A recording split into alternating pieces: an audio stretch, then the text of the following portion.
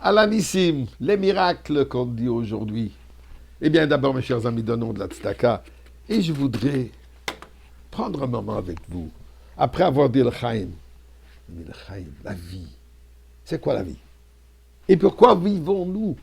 Eh bien, l'histoire de Purim, une histoire extraordinaire, qui mérite l'attention. On va la mettre dans un contexte contemporain. Alors d'abord, le Chaim. Dans le contexte contemporain. Voyons un peu l'histoire de Purim. Par hasard, il s'avère que la reine Vashti, la reine du l'homme le plus puissant de l'époque, se rebelle. Elle est renvoyée, pour dire la moindre des choses, renvoyée du palais. Il s'avère, par hasard, qu'une jeune fille de bonne famille, religieuse, malheureusement orpheline, est choisie comme la nouvelle reine. Mais par hasard, cette jeune fille est aussi la cousine de chef spirituel de la communauté juive. Par hasard, il est membre du Sanhédrin, donc il connaît toutes les langues, il peut comprendre le complot que les ennemis du roi essayent de le poisonner et sauver la vie du roi.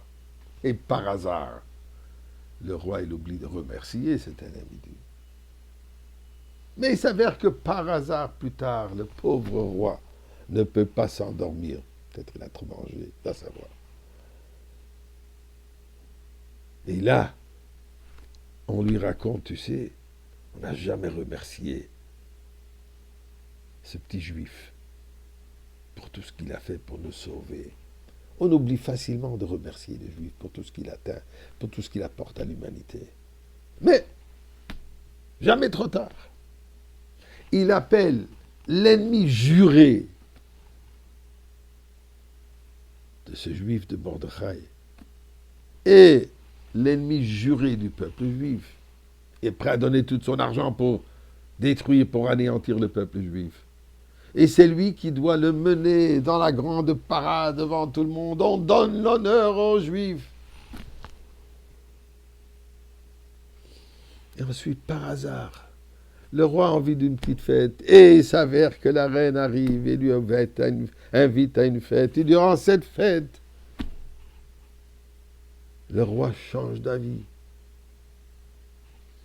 Et au lieu que le peuple juif soit anéanti, l'ennemi est pendu, la journée devient une journée de grande fête, on a le droit de se protéger. Et effectivement, ils se sont protégés pour eux. Eh bien, mes chers amis, mettons en contexte un peu ce qui se passe aujourd'hui. Le moderne Haman, Kaman, Kameni ou Hamas, le même plan, anéantir le peuple juif entièrement. Et par hasard, malheureusement, toute l'armée israélienne s'est endormie. Catastrophe arrive. Mais ensuite, par hasard, 30 000 missiles ne font que des dégâts minimes. Par hasard, le système protectif d'Eretz Israël, que normalement, on ne s'attend pas plus que ça fonctionne à 50%, fonctionne à 100%.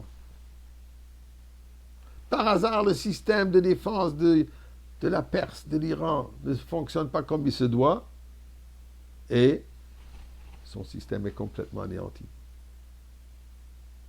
Et par hasard,